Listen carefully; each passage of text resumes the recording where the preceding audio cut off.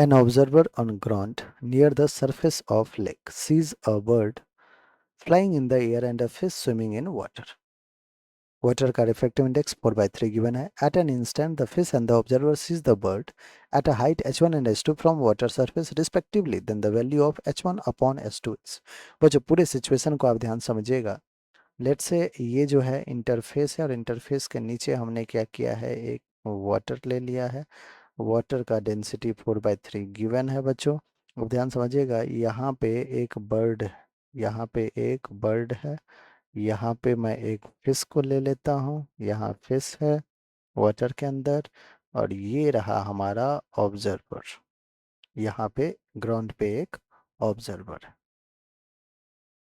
Ground के नीचे water है, इसके ऊपर बर्ड है और ऑब्जर्वर यहाँ ग्राउंड पे है. ध्यान समझिएगा, कह रहा है कि at an instant fish and observer sees the bird. दोनों observer as well as fish, दोनों किसको देख रहा है बच्चों? बर्ड को देख रहा है.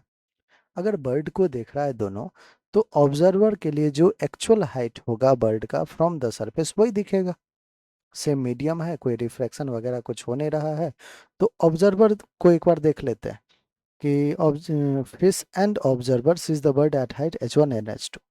तो ऑब्जर्वर ने क्या देखा? h2 हाइट देखा, where h2 is actual height, where h2 is actual height from surface. और एक्चुअल हाइट किसका है? Of bird. बर्ड का एक्चुअल हाइट है, क्योंकि ऑब्जर्वर जो है वो खुद ही ग्राउंड पे है, सेम मीडियम में है, तो रिफ्लेक्शन नहीं हुआ है. लेकिन बच्चों अब बात करते हैं फिश को. फिश ने कितना पे देखा है? फिश ने तो h1 पे देखा है, फिश ने सरफेस से h1 पे देखा है. अब ध्यान समझिएगा बच्चों, क्या h1 एक्चुअल हाइट होगा? बिल्कुल नहीं. h1 तो अपेरेंट हाइट होगा.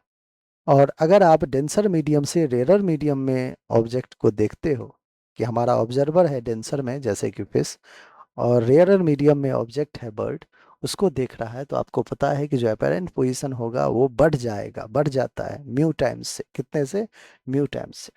That means h1 will be mu times of actual height. और एक्चुअल हाइट कौन देखा था? ऑब्जर्वर देखा था. कितना देखा था? h2 देखा था.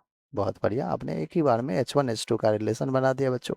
हमसे पूछा है h1 एंड h2 की रेशियो बता दो. h1 अपॉन h2 क्या होगा? आप कहोगे कोई दिक्कत नहीं है, h1 अपॉन h2, h1 है mu h2 divided by h2, h2 cancel. Mu कितना है बच्चों? 4/3. म्यू क्या है? 4/3. कौन सा ऑप्शन है? ऑप्शन नंबर 4, और वही हम